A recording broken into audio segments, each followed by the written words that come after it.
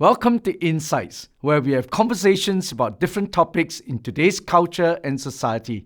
Insights is part of Faith Online, which exists to help you discover and deepen your faith through our online space. We hope that you have a wonderful and fruitful time with us today. Let's get right in. All right, so my theme for today is Ukraine, inflation, and Israel in the end times. So I'd like to just look at each of those three items in the theme first, and just say a few words about them, and then really kind of focus on some of the conclusions that I believe God is moving the church to draw from the disruptions of our time. First of all, let's start with Ukraine. Ukraine is clearly a war of aggression. It's not a war of survival. There's no, I think on the part of Ukraine, it's a war of survival, but it was not started for that reason. It was started by pure aggression by a government leader who has amassed so much national power in Russia that there's no real discussion in Russia about policy. So Vladimir Putin is just too dominant. And so basically what he decides is the direction the country is going to go in. And this is I think one way to characterize it is it's a tribal war. But these tribes are incredibly close. The Russians and the Ukrainians really are brothers. This is a war between brothers, but two different tribes of brothers, two different visions for the future, two different types of society that the people aspire to. And what we take from it, apart from the whatever side we may feel strongly that the Ukrainians need to survive and they need to persevere in this battle, that the tribalism is a fact of human life. We are all tribal in a deeply human way, and this is not an accident. God chooses ethnicity for us. It's not something that we decide before we're born. God chooses that for us. God has a plan for every individual, for every family, and families that become families of families become clans and ultimately tribes. And so this is part of God's redemptive purposes for the world. We see many of the sinful sides of tribalism, prejudice, discrimination, even a genocide. But tribalism actually has a positive side too. When your tribe decides to follow God, it's very, very hard to change that. Tribes define culture. And when you have a God and a Bible embracing culture, it can be very, very powerful in a positive way. All countries deal with tribalism because all people have some type of tribal identity. And modern politics, to a greater or lesser degree, is being driven by how do you manage the different tribes in your nation. Now, dictators deal with this in one way. They simply coerce people of different tribes to live together and work together and accept common values and some type of common law. It's dictatorships work by force and coercion, the removing of choices. On the other hand, you have democracies. And democracies, the idea is, well, you give everybody a voice and you want to bring people together in agreement. And really, this is one definition of a successful modern nation. Successful modern nations are formed by the agreement of different tribes to work together and to be governed as one. When you have a nation of multiple tribes that are in agreement and a government that rules efficiently over different tribes, you start having a prosperous, functioning nation in a biblical and also in a modern sense. Democracy promotes that by giving everybody a voice, but democracy by itself doesn't bring the ultimate kind of success. Just take a look at America. America is as divided or more divided than any of us can ever remember. And so many of these divisions in America are tribal. They're cultural or they're ethnic divisions. And the United States is going through a historic change because the balance between the different tribes and the different ethnic groups that make up the United States is shifting, and there's no going back. And the question is, can democracies like the United States reforge a working agreement and continue to be great, or will they begin to split along those lines? Okay, because these are tribal, and in the case of the United States, I'll have to say, really ethnic divisions. You have white people, you've got Hispanic people, you've got Asian people, you've got black people, and in some states in the United States, white people have become a minority, and it's sending shockwaves through American culture because this is not a situation that Americans have ever faced before. And the question is, can the tribes agree again and go on, or does it begin to break apart? All right. I'm really, when I prepared for this, I prepared a series of different thoughts, and these are not meant to be extensive teachings, but really provocative thoughts to get you thinking and to stir you up, because this is the end times are going to be times of disruption. Here's something I'd like to put into your heart and mind. Most societies are shaped like pyramids, with a few people at the top, with power, privilege, wealth, and increasing numbers of people in the layers below them. At the bottom of these social pyramids, you have people like refugees, guest workers, victims of human trafficking who might be considered modern-day slaves, illegal immigrants, and people like that at the bottom of the pyramid have no power, no wealth, and no influence. Okay, so you have a tiny number of people at the very top with lots of power and lots of influence and lots of wealth, and you have many people at the bottom. That's what I mean by a pyramid. Most societies get shaped like that because that is something closely, deeply connected to human nature. But in contrast, the kingdom of God is intended to be a flat society. And let me explain what I mean by flat. What I mean is that you have lots and lots of different people in the kingdom of God. But as we enter the kingdom and mature as believers and become disciples, we grow in our ability to pray, to walk a holy life, and to relate with the God of the universe.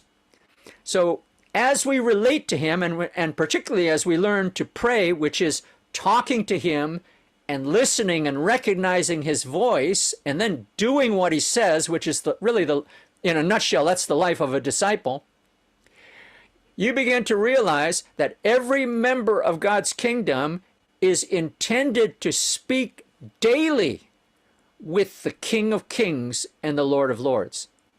God does not go through intermediaries, layers of hierarchy and authority in order to speak to the people of his kingdom. He wants to speak to every single member of the kingdom personally on a daily basis. That's the goal of discipleship.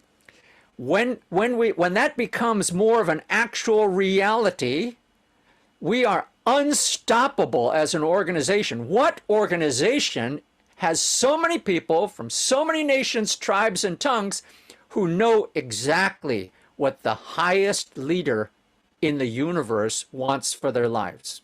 All right, we're flat. That's what keeps us flat. We can go to work among the pyramids, okay, of the world, okay, in the governments, in the corporations, in the societies, and even in some churches are shaped like pyramids.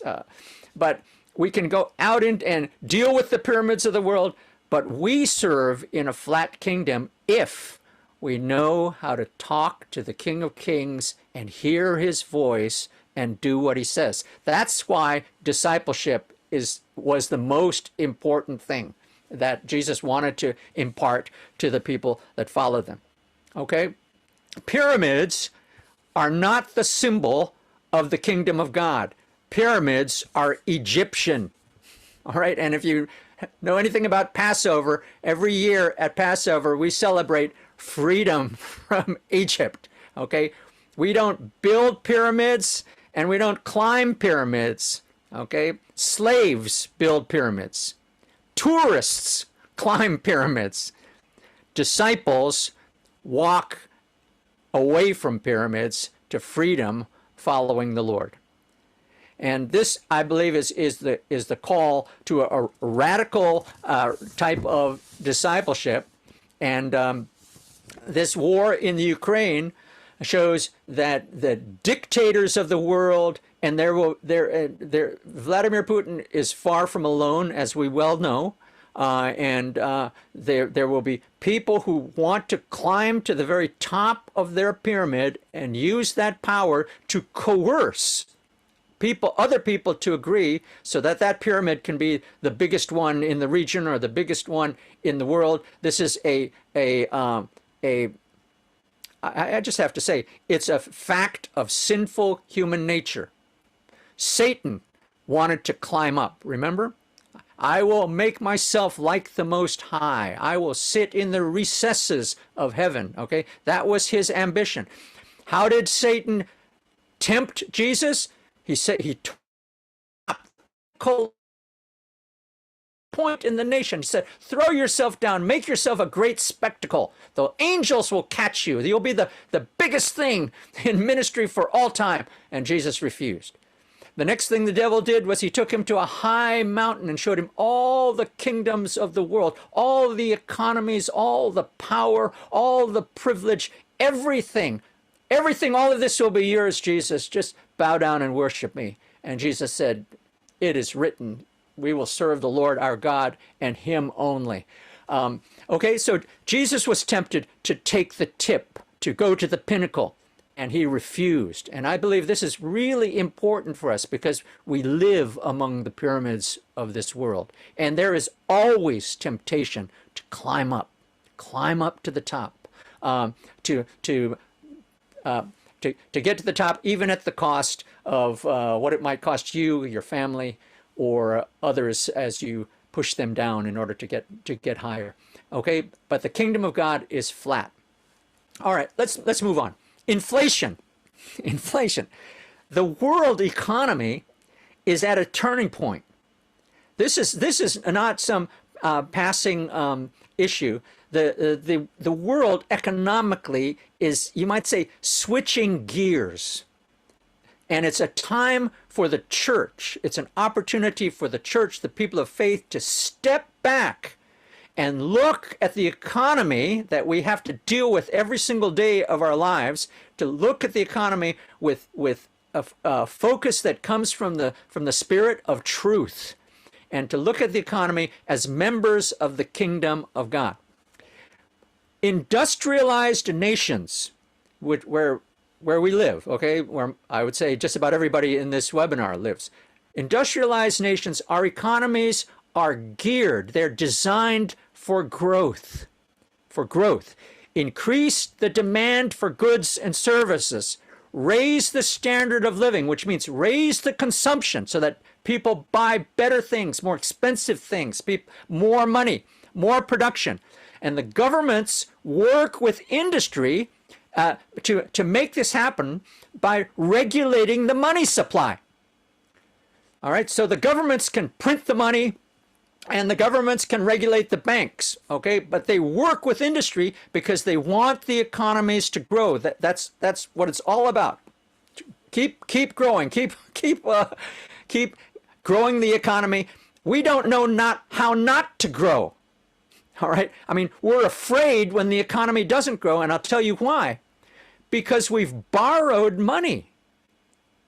Basically, we have placed a bet on our economy. It will keep growing, and so we borrow against future growth. So the governments print more money than they should. They regulate the monetary supply because they expect the economy to grow. So when it doesn't grow, we're in trouble. And if it starts to shrink, we're really in trouble. Okay? And that's what's happened now. Because of COVID and because of the supply chain disruptions and the war in the Ukraine, other political tensions, the world economy hasn't grown the way it was expected to. So what happened? Well, they didn't turn off the money printing machines fast enough. All right? There's too much money, okay? And that means the value of money went down, and that meant prices go up. Okay, there's just too much money. That's inflation. All right, so it's not the end of the world. It just means that the whole world economy has to adjust. And that's why I say it's like shifting gears, and you can hear the transmission, like kind of complaining, because we don't know how to shift. Nobody prepared the world for these type of disruptions. To have not only a 3-year pandemic that would shut down in industries, that would shut down supply chains, that would lay off millions of workers. I mean, no one expected that to happen. And then right after that, to have a major war, Europe's biggest war since the Second World War, that is impacting the world food supply and tensions in other places in the world. So this is why I'm saying this is a big economic disruption, but the world will get through this. The world will readjust, but there will be different winners and losers. Remember, Jesus said, some who are first will be last, and some who are last will be first. There's the world doesn't play along the same rules as the kingdom of God. The world really runs like a big casino. Okay, you can think of it as the dealer is just reshuffling the deck. And so it's time to be really serious as disciples of Jesus and members of the kingdom of God, to understand that our citizenship is in heaven, and to think about that. What does that mean economically? What are my values? Where do I put my resources? What is really going to have eternal value in my life? And really start moving in that direction, because the world is going to go continually up and down, new winners and new losers. I mean, take a look at the hedge funds. Okay, the large multinational corporations, okay, companies like Amazon, they did great during the pandemic. But what happened to Sri Lanka? Okay, so this is what I mean by new winners and new losers. The world is shaking up. They're reshuffling the deck, and it's really important for people of the kingdom to have a clear economic view. What are the values of the kingdom? The kingdom of God is based on values, whereas the economies of the world are based on possessions. And so it's important to get our values. We can step back now. This is an opportunity. God, it's a warning. It's a warning light. God is saying, make sure you've got your values right. Are you living for justice? Do you live for love, real love, where people take care of one another? Equality, individual opportunity to develop according to God's plan. This is my definition of freedom. Freedom to me means the ability for God's will to be done in my life. That's personal freedom. That means I could sit in jail and still be free, because God will work his will in my life based on my values and my faith in him. This determines the quality of our life. And we need to work on freedom from addictions, freedom from poverty, freedom from human slavery, developing mercy and healing. These are the values of the kingdom, and these will grow in value more and more as we get deeper into the end times. It's very important to understand that our values really have an economic path to them. One of the big values is the Bible. getting back to biblical economics. You know, Israel, as the picture of God's kingdom, God gave Israel laws. One of those laws was called the law of the Jubilee. Every 50 years, God said, I reset the market. I reset the real estate market.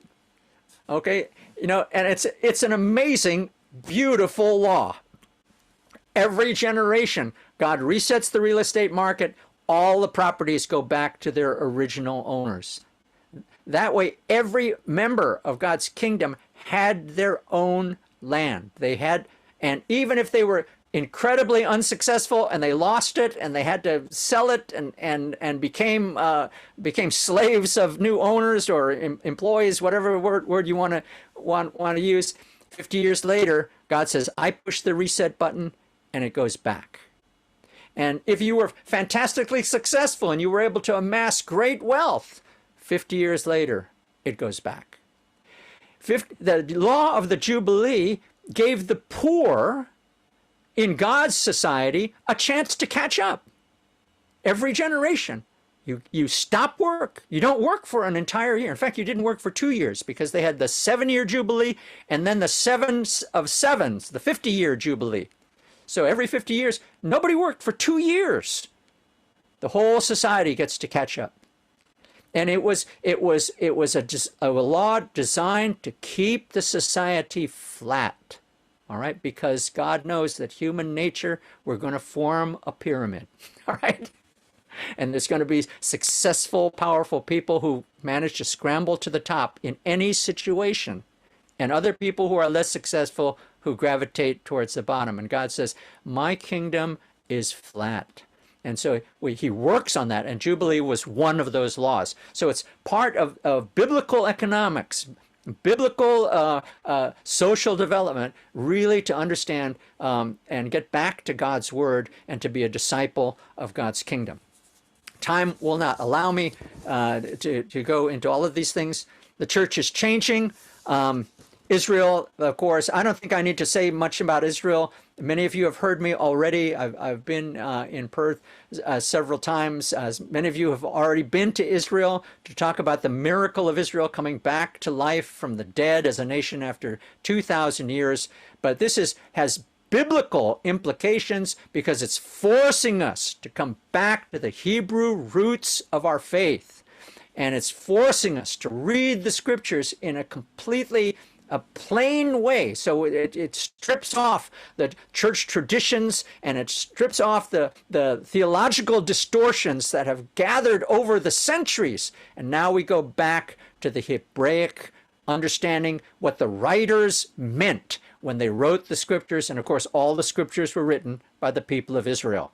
And so it's so important. It's not a surprise what Philip testified, coming to Israel and seeing the actual places. And you get that connection between the history and the truth and the faith.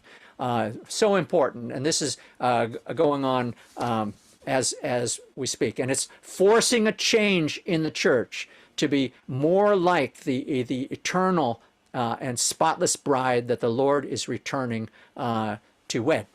Let me begin to close by reading to you from Matthew chapter 24, beginning in verse 3, and I'll just read to you from verse 3 to verse 8, Matthew chapter 24, because I think these verses more than any other describe this kind of overview of our times, Ukraine and the economy, the economic disruption, the COVID pandemic, and this big change for the church coming back to our roots. Here's what Jesus said about the end times.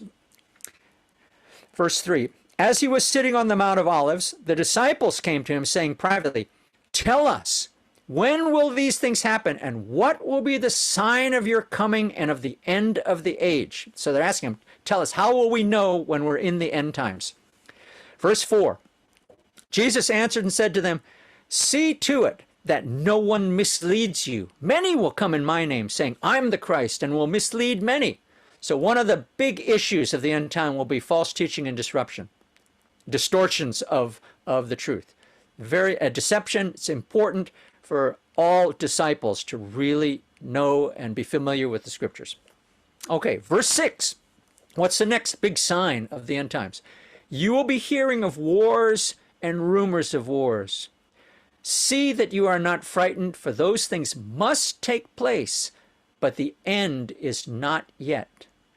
I mean, if we needed one verse to characterize our times, okay, especially here in the Middle East and where so many of our Israeli population are Russian-speaking because they're immigrants from the former Soviet Union, including, I mean, hundreds of thousands from the Ukraine. Even in my congregation, we've got dozens who are from the Ukraine. Their relatives are still there. They're in a wartime situation.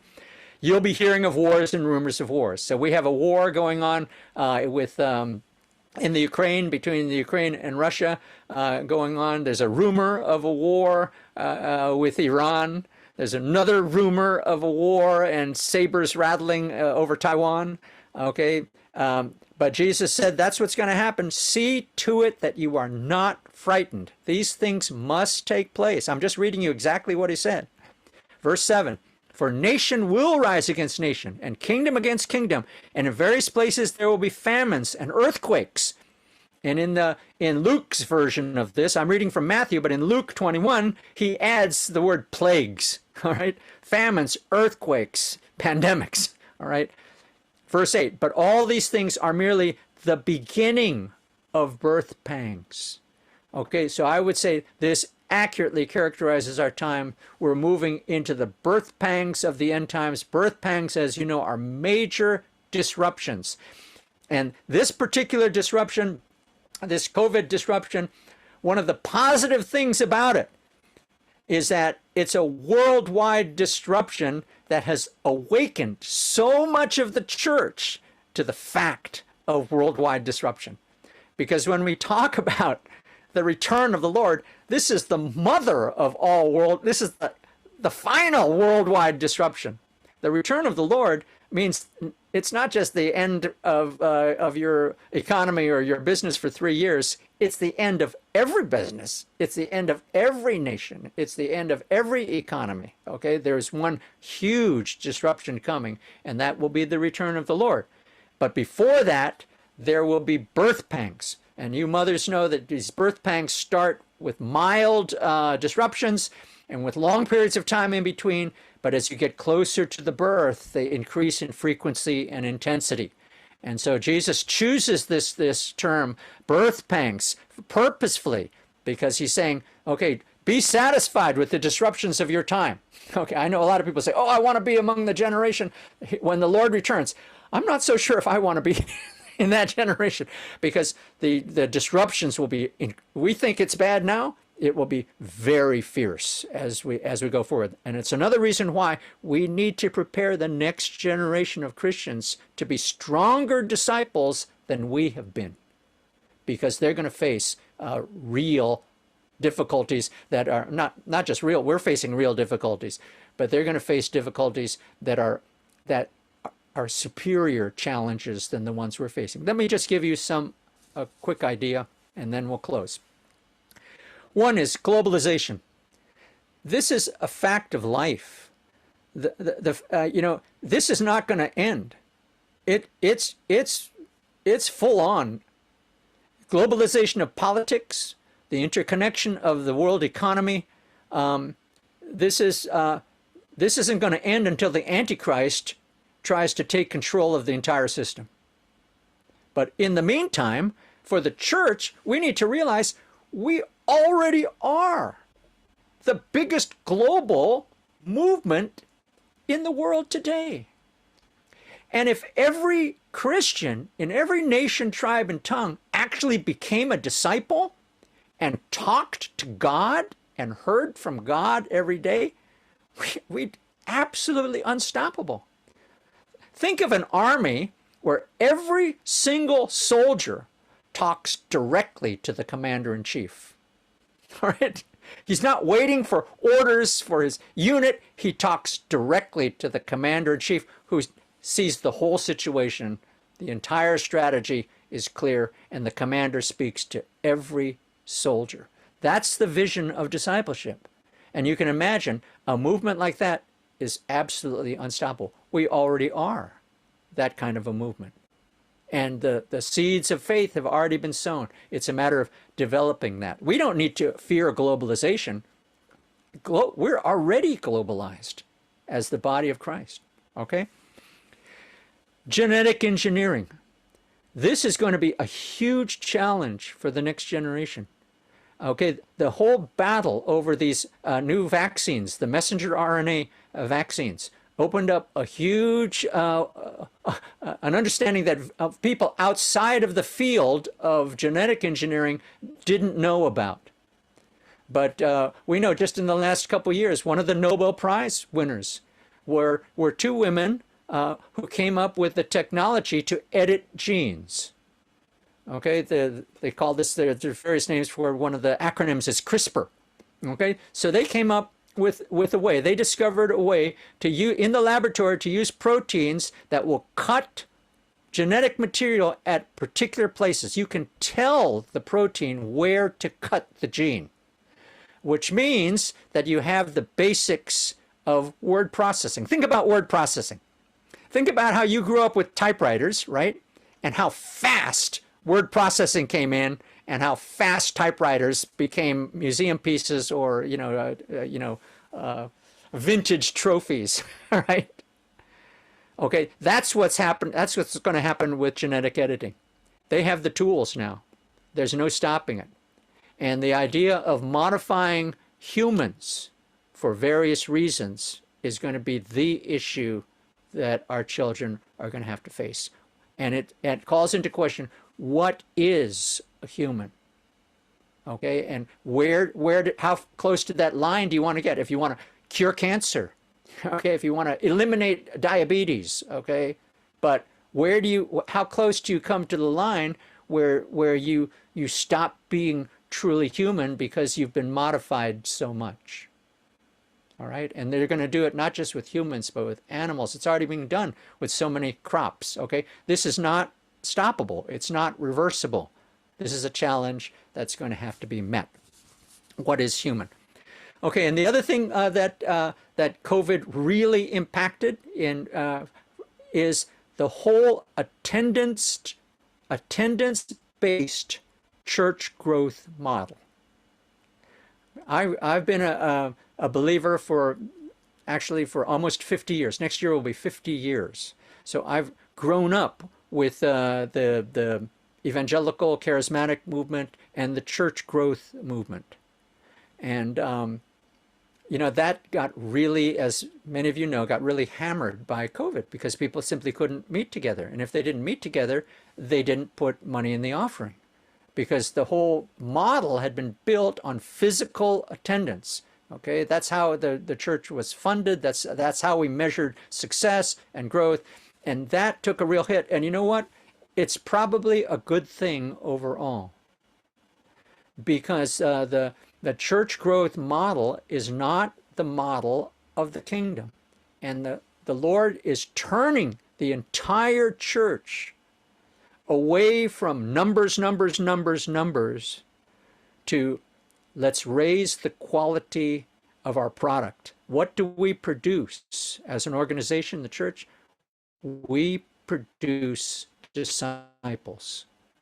The apostles, prophets, pastors, teachers, and evangelists are for the equipping of the saints for the work of service. Those are our obligation. Our mandate is to produce disciples. And when the church gets serious about raising the quality of what we produce as a movement, we will surge forward. We will win the favor of the unbelievers. They'll say, I would like to become a person like that. Okay, if you'll make me a person like that, I want to be a part of it. Okay, because I want my life to be better. I want to be a better person. Okay, and when we start to show them this is the path, this is what discipleship is all about, then we're on the right path. We're on the path that Jesus defined. And I served for 20 years on the board of a international church growth organization that was led by the most successful pastor of his era. And it took me about 20 years to finally come to the realization, this is not necessarily the way that the kingdom of God comes to earth. You don't become a disciple in a crowd. You become a disciple because there are a few people who really care about you and know you and become your friends and work with you in life. And that's what we've got to get back. We've got to get back to this. We meet small and we improve the quality of our discipleship, and then we network big. All right? Because we are a global movement. But if you want to be successful making disciples, you've got to learn to meet small. And you know, the secret sauce of discipleship is friendship. If we can disciple our friends, then it's not only productive, it's fun. All right, and I think that's where the church is going. I think we're on the verge of a huge breakthrough in the church, and I celebrate the things I saw on the FCC website about equipping the saints and being a community that's focused on intentional disciple making. I said, hallelujah. This is the Lord is speaking to leaders around the world. This is a new paradigm. This is where the fruit is going to be found. Okay, I told you 3 times already. I'm stopping. We're going to end with this scripture. Romans 8, verse 19. This is the result of the birth pangs of the end times. Romans 8, verse 19. For the anxious longing of the creation waits eagerly for the revealing of the sons of God. For the creation was subjected to futility, not willingly, but because of him who subjected it in hope, that the creation itself also will be set free from its slavery to corruption into the freedom of the glory of the children of God. Verse 22, for we know that the whole creation groans and suffers the pains of childbirth together until now. Not only this, we ourselves, having the first fruits of the Spirit, we ourselves, within ourselves, eagerly for our adoption as sons, the redemption of our body. Okay, the whole creation is groaning, suffering the pains of childbirth. This is what the birth pangs of the end times are all about. And what the creation, the world is waiting for, they want to see what it really looks like to be a child of the Most High God. And that's the goal of discipleship. We need to raise the quality of our disciples so that they can demonstrate this to the world. This is what it means to know who the real God is and to follow him and to be dedicated to serve him in life. Okay, so let me just say a quick prayer and then we're going to move to Q&A. Lord, we want to thank you for this time just to encourage one another from your word, but also to stir us up to think out of our boxes and to step up in different ways to meet the challenges of these disruptive end times. Help us not to be overcome by the birth pangs, but to realize they have a purpose and that new life is coming into the world. And we want to be a part of that. So I pray for your blessing on everyone in this webinar and commit the next few minutes to you in the name of Yeshua. Amen. Amen. Thank you, Pastor.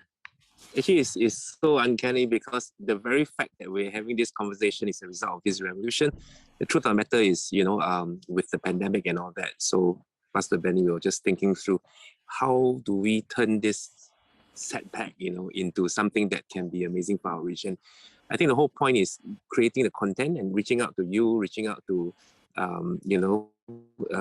great inspirational and encouraging leaders from all over the world. We can literally network seamlessly, So anyway, Pastor, I just want to ask the first question selfishly. You live in Israel, in Haifa. You live where, the Mount Carmel is, where the fire was called down from heaven, etc. Just want to check with you on Ezekiel chapter 38, the whole point about Gog and Magog, and how the Bible says, I will turn you around, put hooks in your jaws, and bring you out with your whole army, your horses, your horsemen fully armed, etc. So, as we see the whole angle with Germany and buying gas from buying gas from gas fields, in the Leviathan fields, etc. Does this has any relevance? Do you think that this could be potentially the hook that eventually brings Russia down? Does that make sense? Or is this all speculative? Yeah, okay, that's a good question, Philip. It does make good sense, but when we're dealing with prophetic issues, you have to be really careful about the timing. In fact, in prophecy, I think timing is the major portion of understanding and getting effective advantage from God's word. We know Gog and Magog is to the north. Very likely, it represents the Slavic people, the people of Russia today. Of course, there are many different tribes that are associated with the Russian language. There's Asian people. I mean, Russia is huge. I think it's something like 11 time zones and there's hundreds of different ethnic groups that are associated with it. But I think what we're seeing is a foreshadowing of these truly end time events. And so that's why I read that verse from Matthew chapter 24, which are the words of Jesus himself. He says, "You will hear of wars and rumors of wars. See that you're not frightened by these things, but the end is not yet." And Gog and Magog, in my understanding, that war is a good deal yet in the future. And I have reasons behind what I'm saying. One of them is what Jesus said in Matthew 24, verse 14. He said, "This gospel of the kingdom will be preached as a witness in every nation throughout the whole world, and then the end will come." And one of the important things I see happening is this gospel of the kingdom now is impacting, for the first time, places like Central Asia, Western China, the Arabic-speaking Muslim world, Iran. These are nations that are having incredible movements. I mean, the reports we're getting from under the radar are really mind-blowing. It's incredible how God's kingdom is advancing, but the kingdom now is advancing in these societies where they never had a witness before. So I think what Jesus is saying is that work will be completed before the end. And also, here in Israel, as much as we've grown in the last generation, and the amazing prophetic things that are being revealed to us in this generation, we are still less than 0.5% of the Israeli population, we Messianic believers. And we have a verse in Romans where Paul the Apostle directly speaks. He says, "And so all Israel shall be saved." And Jesus said to Jerusalem, "You won't see me until you say, Baruch haba b'shem Adonai, blessed is he who comes in the name of the Lord." So we know in Israel, okay, we've seen some incredible miracles and great progress, but we still have a long way to go. Okay? And so I think you've got to balance that Gog and Magog expectation, okay, and realize we're being prepared for that. I think the war in Ukraine is really showing us some of the character of the Russian-speaking world. It's really being brought to light. Of course, there's people who've known this for a long time. Okay, and we were introduced to this in the 1990s because we absorbed over 1.5 million new immigrants from the former Soviet Union. And I've been to Russia several times, and many ministers started to go as soon as we were able to preach the gospel. And it's another world. Believe me, when you're in Russia, you look at the people, and on the surface they look European, but very soon you learn they are not European. And so, I mean, I've asked them. I say to my Russian friends, I said, "What are you? You're not really. You're not European. Are you Asian?" They're not Asian either. Although in the far east of Russia, you have people who ethnically look more Asian. Okay, you get out to Vladivostok, and the steppes in Tajikistan, you have more Asian features, okay, but they're not really Asian. And what I learned over the years is Russia is Russia. It's its own entity. It's its own civilization. And prophecy, I think, relates to the ultimate destiny of what's going to happen with that civilization. All right, that was a long answer to a short question. That's great. Pastor, just to bring out this interesting question about the Jubilee, I think some of I think Zacchaeus is asking on the group chat. Israel did not practice it, but I understand that it was because they didn't practice it that precisely the Babylonian captivity was, a claim back one for every year. Could you tell us a bit more about that? Okay, the starting point, and I've made this point before in some of my earlier books, but also it's foundational in this new book, Equip, is that the reason God chose it was to have an example of his kingdom on earth. So you have a national example of God's kingdom. And what we learn now is that Israel rejected God's kingdom when Samuel was the judge. They wanted human kings. It was a disaster for Israel. There's so much to understand. But when God ruled Israel as king, the first thing he did was he gave them Torah. He gave them the law, which we should never try to interpret, by the way, legalistically. Paul the apostle makes that very clear. He said the letter of the law will kill you through legalism and religious bondage. Okay, we don't follow the laws of God in by the letter, but by the Spirit. So you grasp the intention. What does God want from this law? All right, but the law that he gave Israel was every 50 years. He said, I reset the real estate market, and you prorate your transactions up to the 50th year. In other words, it's predictable. Okay, so it's 8 years until the Jubilee, and so that way I'm gonna all the rental rates are going to be different because it's going to all change in 8 years. Okay, you can sell the land, but you're only going to be able to possess it for 8 years because it's going to revert. So all the transactions were prorated. Now the markets reset themselves chaotically, right? So you have a bull market and then a bear market. Okay, you have boom and then you have bust. All right, and you have these highly paid individuals who are trying to figure it out, all the time. The chief economic officer of Morgan Stanley, his job is to figure out when is the market going to peak and et cetera. But God said, in my kingdom, it's not like that at all. That's like a casino.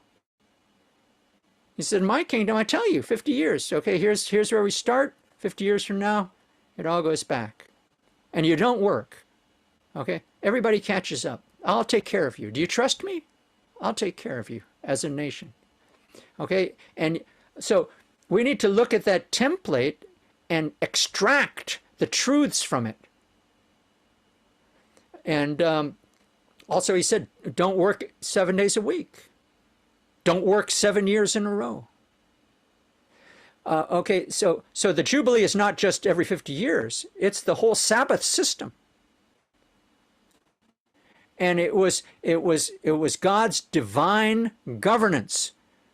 Okay, first of all, that we would live healthy, satisfied, fulfilled lives with our families and the people that we love. And also that we would have no poor amongst us. That's one of the things, that was one of the laws of God's kingdom. He says, you'll have no poor people. Okay, the system is geared so that nobody's poor. Okay, it's a flat, beautiful, beautiful society. There is a man who's written a wonderful book, a little book that I would recommend to all of you. His name is Kim Tan. Okay, he's originally Malaysian. He lives in the UK. He's an investor in impact investing. In other words, he has an investment company that invests in projects that change communities for the kingdom of God. His name is Kim Tan, and the book he wrote is called The Jubilee Gospel. I highly recommend it. He analyzes the whole Jubilee and the Sabbath system from a kingdom perspective. and he's a good teacher as well. I've traveled with him. We've done conferences together. He's also a friend of Melvin Mock, who was the organizer of the tour that you went on. Melvin, We were on the same trip together, I think. yeah. Okay. So Melvin works with Dr. Kim Tan. Okay. He's part of the Transformational Business Network that was founded by Dr. Kim Tan. And his book, The Jubilee Gospel, I highly recommend if you're interested in the Jubilee. Pastor, there's a question on environmentalism and Israel.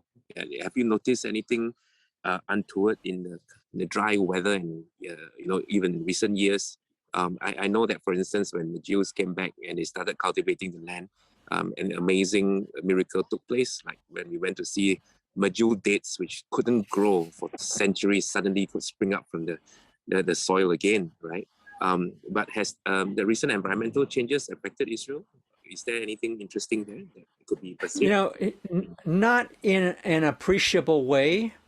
I mean, our weather has always been either really dry and hot or rainy.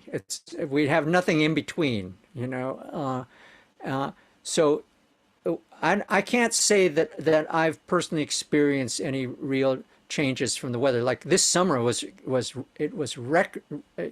heat in Europe. It's where you are in Sweden. I mean, they're experiencing some wild swings. We haven't in Israel, but over the years I've been here, I've seen some incredible changes to the way that the environment is being managed in Israel, and it's really quite amazing. The way desalination is taking place and fresh water is being supplied. We're not dependent anymore on rainfall, and so the country has really changed. Now the government is even talking about building a pipeline from the Mediterranean Sea to reflood the Dead Sea. And this is very interesting because for years I worked with a Singaporean businessman who had a similar vision and who did preliminary studies on what it would take to actually build a pipeline from the Mediterranean to the Dead Sea. Med to Dead, we call it. And it would be the longest tunnel in the world, have to go completely under the West Bank. But the Mediterranean Sea is more than 400 meters higher than the Dead Sea. So if you just by gravity, you get the water from the Mediterranean to the edge of the Dead Sea, it will then drop 400 meters. And with 400 meters of drop, you can generate a lot of electricity with water. So this is an incredible vision that could really reshape the ecology of our region, because all right, you pipe in Mediterranean seawater that's salty, but not as salty as the Dead Sea. It drops 400 meters and generates a lot of electricity. You use the electricity to run a desalination plant and produce a whole lot of fresh water for the Palestinians, the Jordanians, the whole south. And some of you have been to Masada and the Dead Sea. You know how arid it is. Now we can start to irrigate, and the desert will bloom like a rose, because wherever there's water, this land comes to life. So there's this is a big project, but I would love to see it done in my lifetime. So I think these are the big ecological things that are taking place. And of course, we know here in Israel that the first job that God gave to humans was to take care of the environment, right? To tend the garden. And so we would like to see Israel become a leading nation in terms of conservation and water resources, and really being an example to other nations of what you can do if you love your land and you develop it. It's interesting that you say that, Pastor, because we had 6 topics in Insight. Environmentalism was the 5th topic, but we had the smallest response from Christians. It's the first commandment. He said God said to Adam, "Take care of the garden, okay?" And then he gave us authority over it. We're responsible. Mm, You know? mm, This was before the yeah. Ten Commandments, way before the Ten Commandments. Plus, a quick question for you. Time is so short. We all need to prioritize. Yet your son was married just like a few weeks ago. You are so busy. Yet you took the time to write this book, Equip.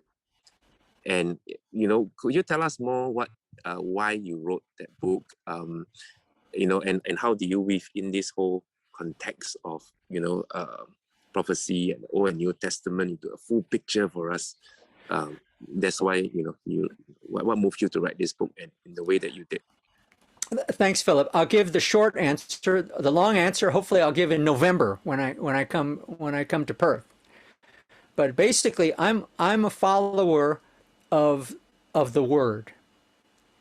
And when we came here to Israel 35 years ago, it became really clear to me that I needed to return to the Hebraic understanding that was given to the writers of the Scripture.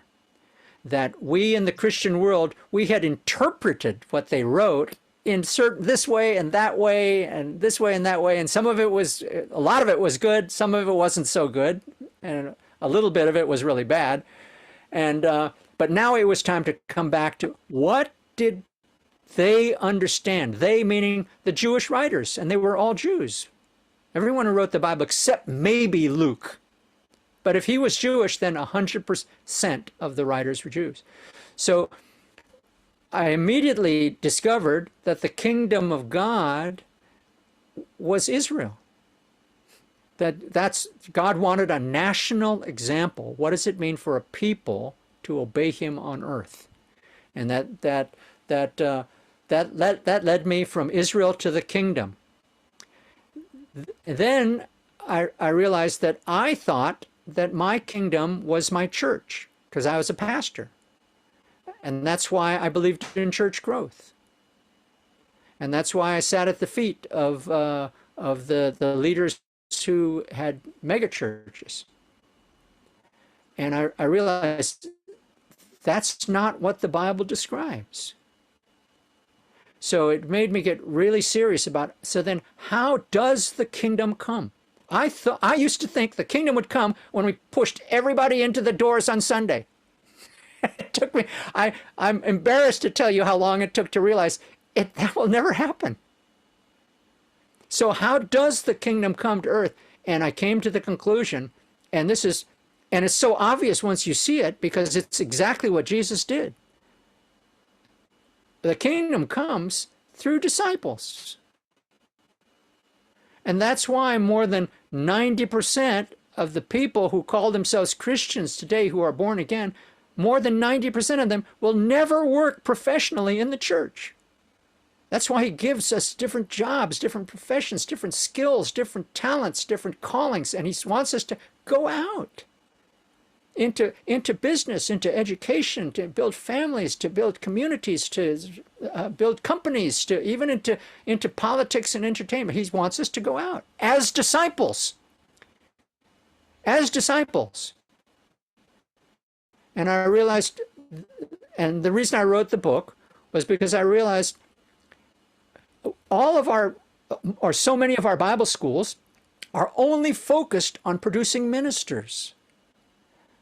Where can someone learn to be a disciple and work for a company? Or be a doctor? Or be a lawyer? Or be a scientist?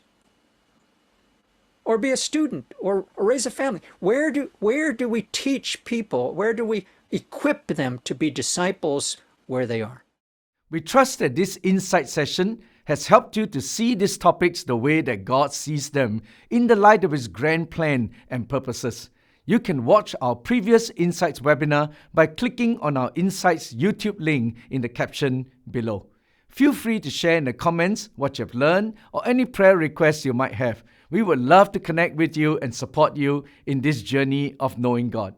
And if you know of someone that could benefit from this video or other Faith Online programs, spread the word and share the video link with them. You can also stay updated with Faith Online by hitting that red subscribe button. And do it now. We pray that the Holy Spirit will help you gain even greater insights as you go from here. God bless you.